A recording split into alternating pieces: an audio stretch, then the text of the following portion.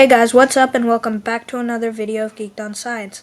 As you can already see, today we're going to be learning about the digestive system, and specifically the human body digestive system. So, in my opinion, this is one of the most interesting body systems, so without further ado, let's get right on into it.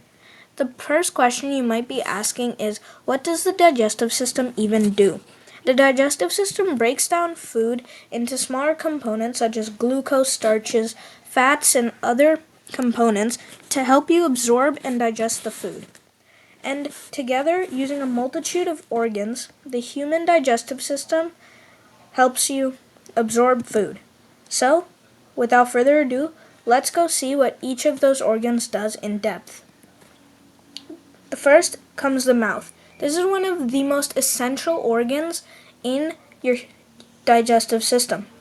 This is because the first stage is when the food enters the mouth, allowing the initial stage of digestion to begin.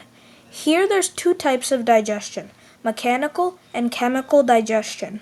Mechanical digestion is when the teeth chew and break food into smaller pieces so that your stomach doesn't have to break down large pieces of food. And chemical digestion is when saliva initiates digestion by breaking down starches into sugar. Another thing saliva also does is moistens up the food so that the esophagus can move the food down easier into the stomach. The esophagus is a long tube that connects the mouth to the stomach, and it ensures smooth movement of food from the mouth to the stomach, allowing for efficient digestion and nutrient absorption. Here, the esophagus has a special movement called peristalsis, which just makes sure that the food goes down the esophagus. And unlike the stomach and small intestine, the esophagus does not make, release, or have digestive enzymes. All it does is just facilitate the passage of food. What's the next organ? Obviously the stomach. And here, the stomach mechanically and chemically digests the food via acids and enzymes given by the pancreas and bile and gallbladder. The bile is a yellowish-greenish acid juice that makes sure that the food is completely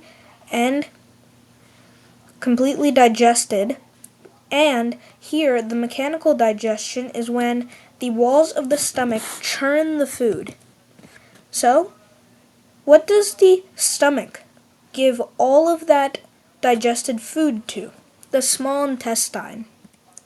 So, here the small intestine is a large tube that works along with your stomach and gallbladder to digest food.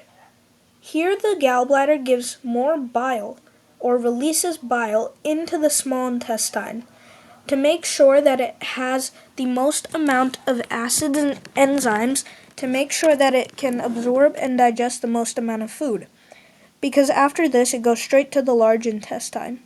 So here there are small hairs called villi, which are like your cilia in your respiratory system. And villi are all around your small intestine, and mainly in your small intestine's lower part, which is the ileum. And villi absorb the carbohydrates, proteins, and fat in the food and give it straight to the bloodstream. And here, villi also breaks down food because of mechanical digestion. When the food hits the villi, it breaks into smaller pieces, making it easier for the bile to break down the food and the villi to absorb the nutrients. Here, along with your stomach, 90% of the bacteria dies because of the amount of acids and enzymes that is contacted through its journey. So, where does it go after the small intestine? So all that undigested food goes right to the large intestine. The large intestine, also known as the colon, follows the small intestine. Although it's not as large, it's where food, which is usually undigested fibers, and water exit the body. Although a lot of the water is absorbed straight into the bloodstream yet again, through the large intestine.